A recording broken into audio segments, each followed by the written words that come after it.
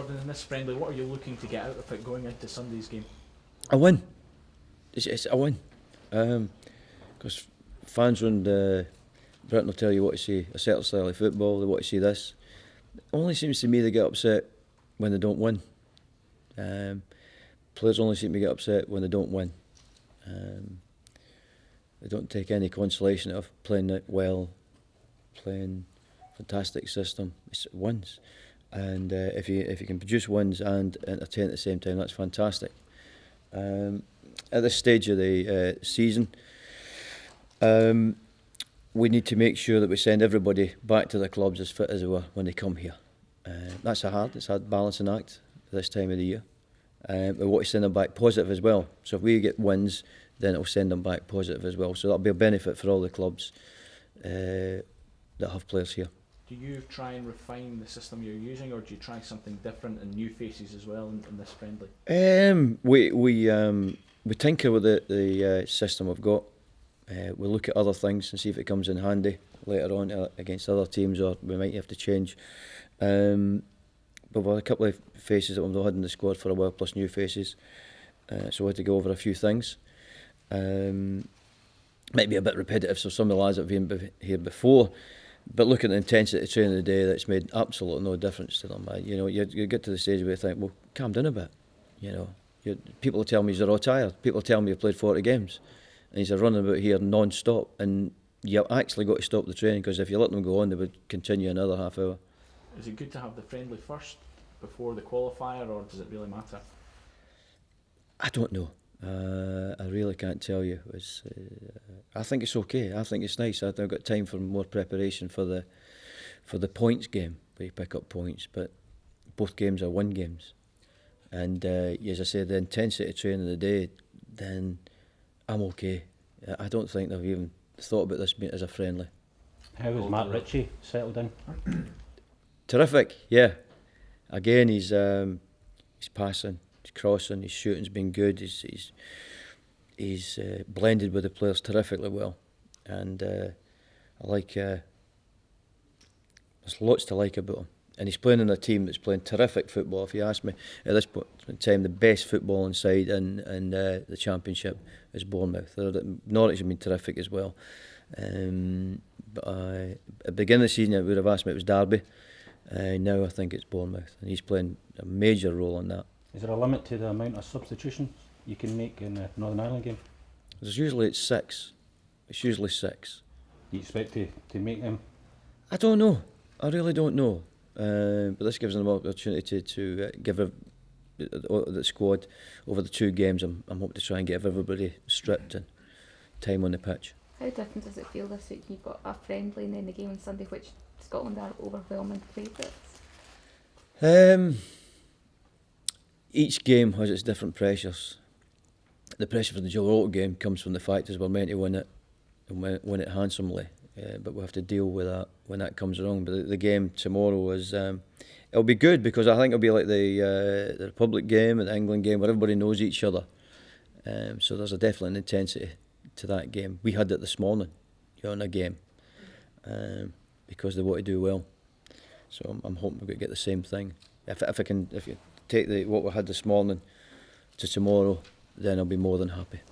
Is it important, Gordon, because I don't think you've had the squad together since the England game, have you? So is it useful to get the squad together again, renew acquaintanceships, just to reinforce the ideas that you've been getting across to them, and then obviously to try and implement that in the Northern Ireland game again ahead of Sunday? Yeah, we'd like another week preparation, because the unit trained this morning, you're trying to cram 4 training sessions in, or no like physical training sessions in, training sessions where you're learning 4 of them into one session, so it can be quite intense. I'd liked another 3 days so I could do it over a 4-day period, but unfortunately I don't have that time. But the great thing about it, after a certain period, I thought this lot get tired, this lot will start to say, well, this is maybe too much. I do believe if I went on for another half an hour, there wouldn't be a complaint. Darren Fletcher, I was lucky enough to be able to watch most of the sessions did there, and Darren Fletcher I thought was looking really sharp. Have you noticed that maybe since he's gone to West Brom and been getting more game time, that's lifted his Games are what he needed. I seen him a couple of weeks ago, and he was in the midfield area. He was the best player in there. It was games. We all need games. We can all practice, and it's games. And he's getting them just now, and he's enjoying life. And that's obviously great for you to be able. Great. Well, I've got here. I've got 4 central midfield players that are terrific. Morrison and MacArthur and Brown. You could put Barry Bannon in there as well, and they're all. You can see they're really happy with life at the moment. Gordon, have you already selected your team in your head for Sunday, or can players play their way in tomorrow night? Oh, they can, yeah. But I never pick a team that far ahead, as you know fine well, that there's injuries, anything can happen in the national squad. You have an idea how you want to play, and you can visualise it. You don't have the players in your head. You have to wait till the last minute, because anything can happen at training. You can pull out anything. I couldn't have it last week because you've got to see who's here. It becomes clearer when they're here. Then you've got to see after Northern Ireland how everybody is, and then you go from there. The goalkeeping situation keeps cropping up. Are you settled on? Listen, it's great that it keeps cropping up. It's fantastic. If we had one real good goalkeeper, the 2 weren't very good, then we wouldn't have this conversation. It's fantastic. I'm hoping one day we'll talk about centre backs being like that, strikers being like that, wide men being like that. So every department is like that. At this moment in time, we have three top goalkeepers, that's for sure. And whichever one I pick, I want a winner. You're looking forward to going back to Hampden, Gordon? Yeah, we did enjoy our experience at Celtic Park in Ibrox. I thought it was absolutely fantastic. And we've been lucky in the 4 qualifiers. We play a full house in Germany, full house in Poland, and 2 fantastic crowds. So the group itself has been great for everybody. I mean, fantastic. We'll have to keep that going now at Hampden.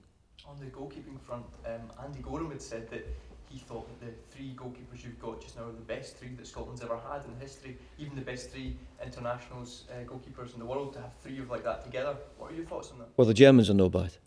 The Germans have got 3 fantastic goalkeepers.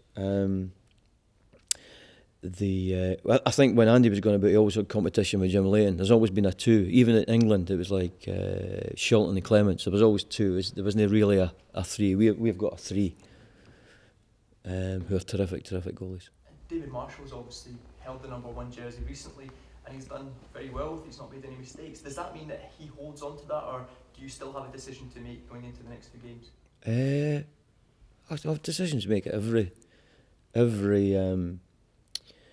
position, because there's people turned up here. I keep going back to Barry Bannon, who turned up, he wasn't in the squad, got called in, played so well they wanted to put him in against Croatia, I think, when we went away from home, and that's what happens here. It matters quite a lot of what you're doing at your club, but even if you left out your team, they might be left out for different reasons. To make the style that my player might suit the manager at another club. But I know fine well what I need at this squad, that's for sure. If Scott Brown starts the game tomorrow, Gordon, does he retain the captaincy, or does Darren Fletcher get that back? Well, it depends who's playing. I can't give the captain till the team's announced. So once the team's announced, I pick a team and go, right, okay, who's the captains in there? So we'll do that. So if the 2 of them are not playing, then neither of them can be captain. What about this fixture, Gordon? Northern Ireland, does it bring back memories of the old home internationals, and will it be played in that sort of British style? The home internationals, might be a time there's too many games now. There's too much happening at the end of the season to have a home international. But it's nice to play one of the home countries, that's for sure. I just don't think we can squeeze 3 games into a week at the end of the season. There's so much going on, especially with the championships. Championship playoffs and Scottish playoffs and things like that. Might be too much, but it's great to be able to play against Michael's team and their players. That'd be terrific. Any good memories you have of coming up against Northern Ireland? No, really. Most of them are all bad. Captain Scotland. I wasn't very good. Sorry? You captained Scotland in '92 against them. Was that an enjoyable experience? I've got to say, I can't remember that. Now that's something new. I seriously didn't know a captain against Northern Ireland. I made my debut against Northern Ireland, and I wasn't very good that day. I nearly got Scotland knocked out the 1982 World Cup by giving the ball away against Northern Ireland, and Asa Hartford cleared the ball off the line for the corner kick I gave away, and I just love Asa Hartford for saving my bacon. We had a game, closed door game against Northern Ireland, Albuquerque. But that was basically just a social get together in '86. I remember the night more than the game. So you're right, bad memories then. No great ones. No great ones. Nothing stands out. Remember, as I say, the '82, my debut in '80. In '82, I'm sure it was '82 when we just stayed in the World Cup by a clearance by Asa Hartford. Is there anyone in terms of fitness-wise that won't be considered for Wednesday's game? Listen, they're all. Okay. Today I couldn't get them on the training field, but we chopped and changed. We had enough players to play 2 11s plus 2, and nobody wanted to have. I was asking players if they wanted to step out. No, they're not having it. We're up against Steve Davis tomorrow night in the Northern Ireland. What a terrific player he is. Yeah. Terrific player. What do you remember about him from when he played against you when you were manager of Celtic, and now? Just really annoying. Really annoying. I think he bloomed at Rangers, found a confidence, and he's went up a level at Southampton. I think where he's playing now, it's at the top level and standing at the top level. So I think he's done terrifically well. They've got some right good players, Northern Ireland. Brunt's a good player, terrific player. So they have good players. Gordon, I was talking to a couple of the guys who are doing the pro licence up there, who are watching on. I know they were taking a lot from it. They're really enjoying the opportunity to come and watch you coach the national team. I think you're speaking to some of them individually. Is there any particular advice you can give these guys who are by and large at the start of their coaching careers? Yeah, and get ready for a lot of long nights where you think you're useless. I'm serious. And you have to deal with that. It's part of the deal. I do get. There's a lot of players that I work with now who phone me up now, managers. Now I know what Howard Wilkinson felt like, because I used to phone him a lot when I was in trouble. Matter of fact, every time I picked up the phone, he used to go, "What's up now?" So we're always there to give advice, and we're only people that can actually give advice to managers, because nobody else knows what it feels like. And it's great to see, like Neil and Nielsen doing terrifically well, showing that we have got top coaches. That's what we're going to. So there's a new breed, obviously. This latest tranche, if you like, Robbie Nielsen, guys like Ian Cathro, who have already shown certain levels of ability to achieve things already. Do you think that this is a particularly good bunch that are coming? I don't know. Yeah, only time will tell. You can all be called a good manager or a great one like Sir Alex and all these people. You can hang in there for a long, long time. That's for sure.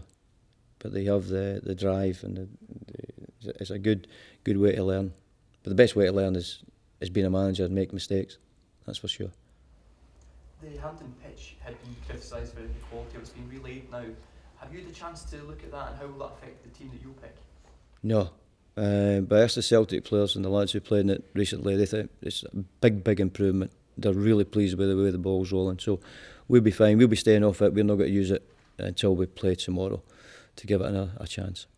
Just in terms of getting the boys together after a wee while since they've seen each other, how does it compare with when you first brought this? When you first took charge of the Scotland team, you're getting the players together in terms of the attitude and the will to play for their country. I just getting to know them better. I know they're getting to understand me, and I get to know them now. It's like it's like a club side now. I really can't wait to get that. When it starts to get close, I can't wait to start to talk to them again, working with them and having fun with them. So it's been fun for the last couple of days. Does that make a big difference, that club ethos? I think so. Yeah. I think we have to keep doing the same things. It's not like we turn up and we play a different system, different bunch of players. It's basically the same system with the same players, and people say, well, there's about 14 players, 15 players who might think they should be in the squad, and managers of these players think they might be in the squad. They're probably perfectly correct, but the players in this squad are keeping them out at the moment. It's not me, it's the players in the squad who are keeping them out.